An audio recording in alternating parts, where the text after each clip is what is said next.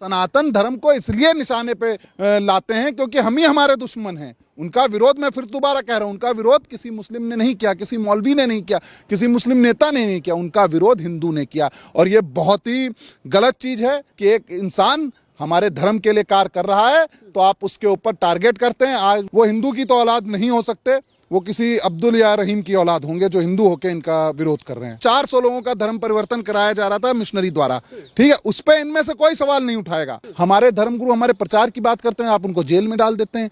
आप वो सत्संग करने जाते हैं, आप उनको भगा देते हैं वहां से। तो गलत है ना। सिर्फ ये भगवे से दिक्कत नहीं होनी चाहिए कि आपको भगवा देख के ही आपको आग लगती है। ऊंचे पैजामे वाले भी घूम रहे हैं गोल टोपी लगा के, ठीक है, जो तरह तरह के दावे करते हैं जादू टोने के, उनके ऊपर जाके बोलिए। राष्ट्रीय हिंदू शेर सेना के राष्ट्रीय अध्यक्ष होने के नाते मैं इस चीज का विरोध करता हूं और मैं शास्त्री जी के साथ पूरी तरीके से। नमस्कार, मैं केशव मालान।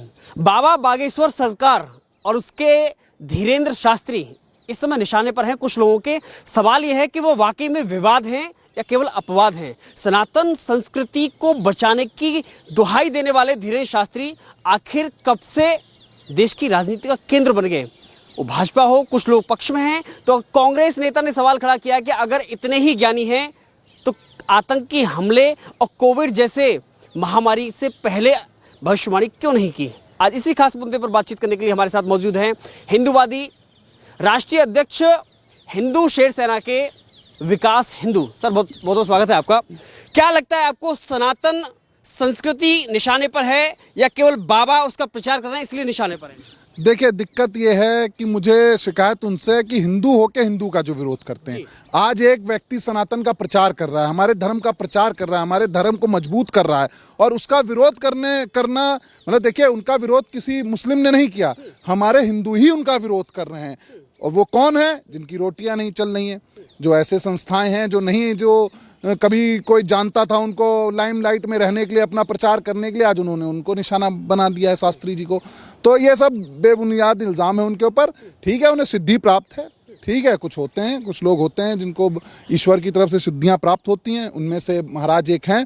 और जो इनका विरोध कर रहे हैं, आप यकीन मानिए वो हिंदू की तो औलाद नहीं हो सकते, वो किसी अब्दुल या रहीम की औलाद होंगे जो हिंदू होकर इनका विरोध कर रहे हैं। देखिए, एक और बात है ना, इतना बड़ा चैलेंज करना, सबसे बड़ी बात है कि उन्होंने जो घर वापसी कराई हजारों लोगों को, इसकी यही वजह है कि वो निशाने पर हैं।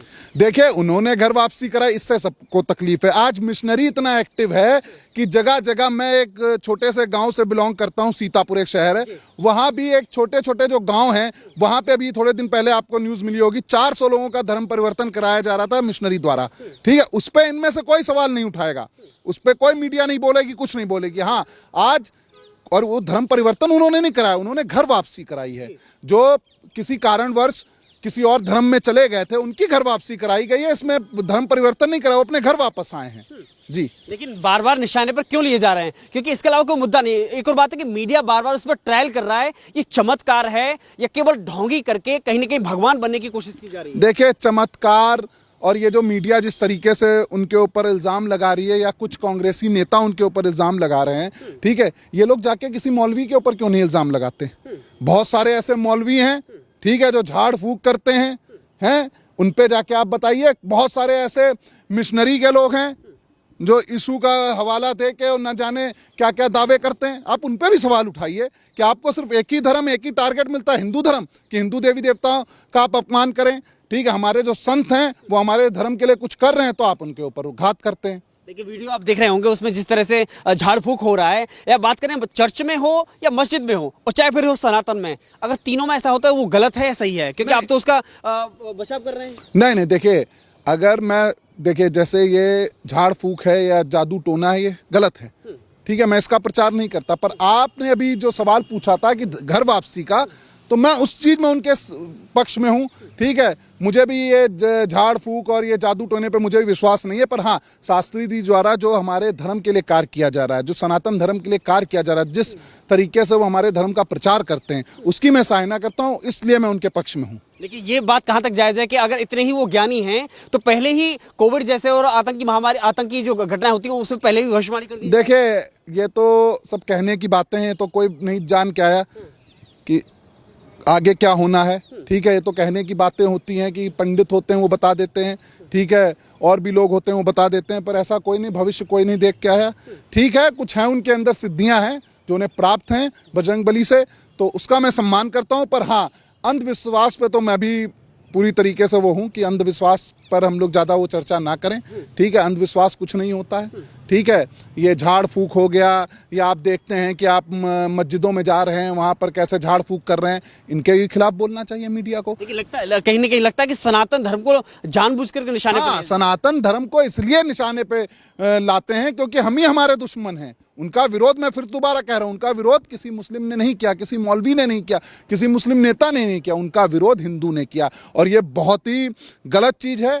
ठीक है, बहुत दुर्भाग्यपूर्ण है ये कि एक इंसान हमारे धर्म के लिए कार्य कर रहा है तो आप उसके ऊपर टारगेट करते हैं। आज वो फेमस हो रहे हैं, उनका प्रचार हो रहा है, तो शायद कुछ लोगों की दुकानें नहीं चल रही होंगी, इसीलिए उनको टारगेट किया गया है। लेकिन इससे पहले भी, ये पहली बार नहीं है, पहले भी सनातनियों को निशाने पर लिया गया है और उनको अपने काम में बाधा डाली गई है। देखिए, ये हमारी कमी है कि आप हमारे देवी देवताओं का अपमान करते हैं, आप हमारे धर्म गुरुओं का अपमान करते हैं और हम शांति से बैठ जाते हैं। पर अब ऐसा नहीं है। राष्ट्रीय हिंदू शेर सेना महाराज जी के साथ है।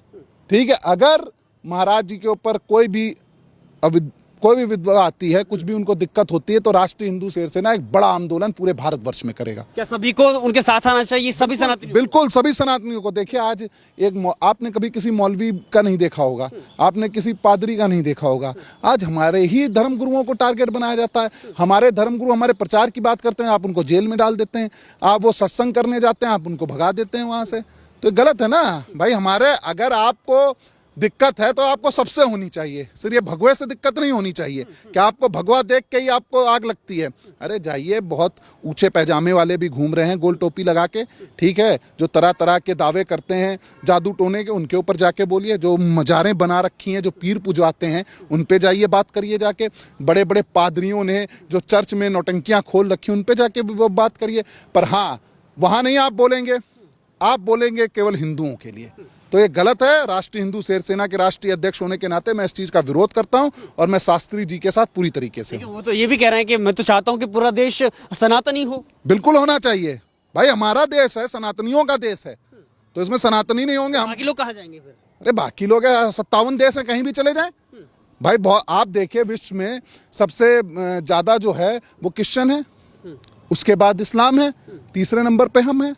तो अगर हम अपने धर्म का प्रचार कर रहे हैं, हमारे धर्म गुरु हमारे धर्म का प्रचार कर रहे हैं, तो इसमें इनको क्यों आग लग रही है, मेरी ये समझ में नहीं आ रहा है। आप अपने धर्म का प्रचार करते हैं, हम नहीं उसमें कुछ बोलते। आपके भी तो मौलवी हैं, आपके भी तो पादरी हैं, हम उसमें कोई विवाद नहीं करते। पर हाँ, हमारे धर्म की कोई बात आती है तो आप मीडिया सारा पीछे लग जाता है। जितने कांग्रेसी नेता हैं, देखे कांग्रेसियों को कोई पूछ तो रहा नहीं है, ठीक है, तो आपके कैमरे पे आने के लिए, मीडिया के कैमरे पे आने के लिए स्टंट करते हैं वो लोग। लेकिन संविधान पर भरोसा रखते हैं ना, संविधान सभी को यहाँ रहने की और जीने का अधिकार देता है। देखिए, संविधान का हम हमेशा पालन करते हैं, हम कानून का पालन करते हैं, हम कानून व्यवस्था के साथ चलते हैं। पर हाँ, जो गलत करे उसको यहाँ रहने का हक नहीं है, चाहे वो कोई हो, कोई भी हो, कोई भी हो, किसी भी धर्म का हो।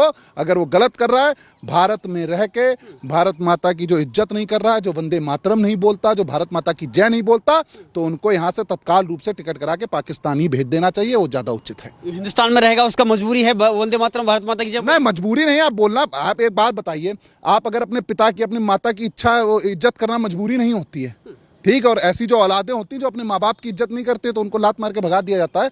वैसे ये भारत माता हमारी माँ है, अगर इसका आप सम्मान नहीं करेंगे तो आपकी असली जगह पाकिस्तान है और कहीं नहीं। आप जाइए वहाँ जाके, जिसकी जय जयकार आपको करनी है, जो भी जिन्ना को जाके आपको जिंदाबाद बोलना है, बोलिए जाके। पर भारत में रहेंगे तो भारत माता की जय आपको बोलना पड़ेगा।